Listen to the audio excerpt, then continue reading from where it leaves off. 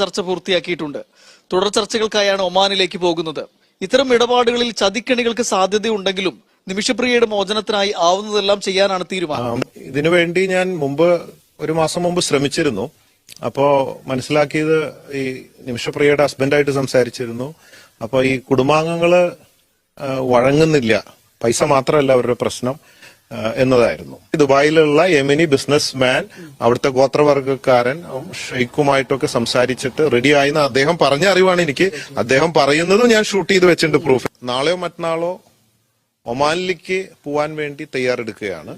കാരണം യമനിലേക്ക് നമുക്ക് പെട്ടെന്ന് വിസയൊന്നും കിട്ടില്ല, എളുപ്പമല്ല പോവാനായിട്ട്.